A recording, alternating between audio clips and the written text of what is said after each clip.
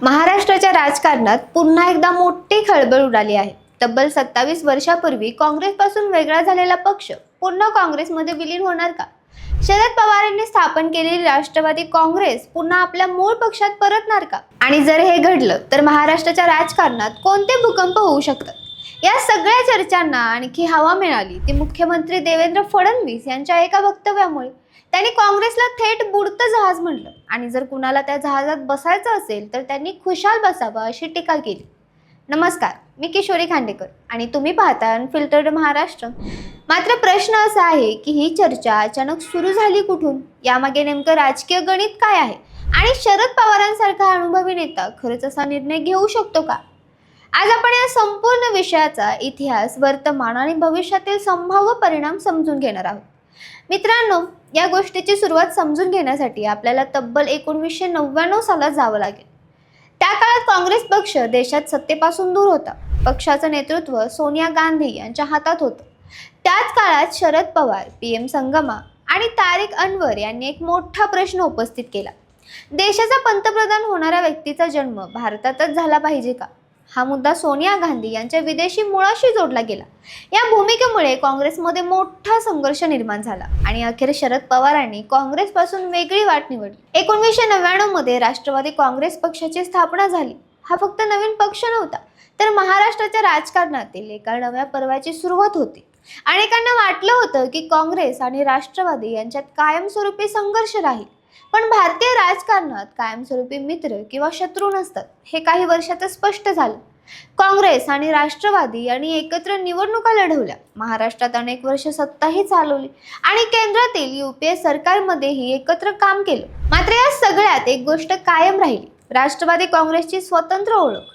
शरद पवारांनी पक्षाला एक वेगळी राजकीय दिशा दिली, ग्रामीण भागात मजबूत संघटन उभं केलं, सहकार क्षेत्र, साखर कारखाने, कृषी राजकारण आणि स्थानिक स्वराज्य संस्थांमध्ये मोठं जाळं निर्माण केलं। त्यामुळे राष्ट्रवादी काँग्रेस हा केवळ काँग्रेसचा सहयोगी पक्ष नसून स्वतंत्र ताकद म्हणून उदयास आला। काळ पुढे सरकत गेला, अनेक निवडणुका आल्या आणि गेल्या, पण 2003 हे वर्ष राष्ट्रवादी काँग्रेससाठी सर्वात मोठं संकट घेऊन आलं। अजित पवारांनी पक्षातील अनेक आमदारांसह वेगळी भूमिका घेतली आणि सत्ताधारी महायुतीत सहभागी होण्याचा निर्णय घेतला। या एका निर्णयामुळे राष्ट्रवादी काँग्रेसमध्ये ऐतिहासिक फूट पडली, पण दोन गटांमध्ये विभागला गेला। एकीकडे शरद पवारांचा गट आणि दुसरीकडे अजित पवारांचा गट। याच घटनेनंतर अनेक राजकीय विश्लेषकांनी एक प्रश्न विचारायला सुरुवात केली, आता शरद पवारांच्या गटाचं पुढे काय?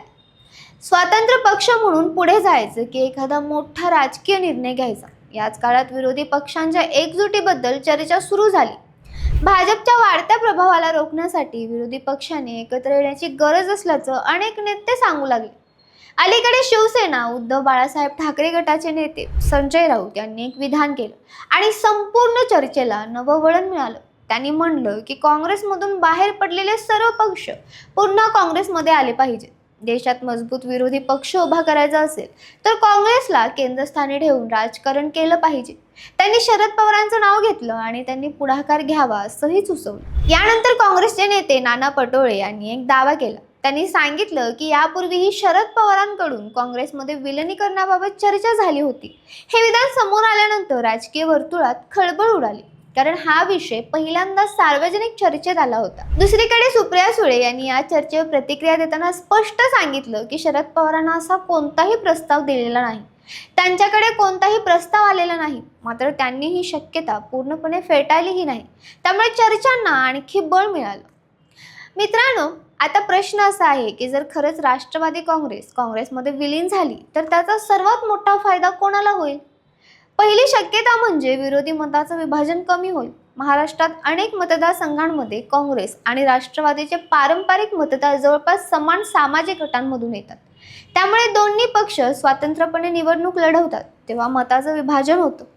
एकत्र आल्यास हे मत एका छताखाली येऊ शकतं।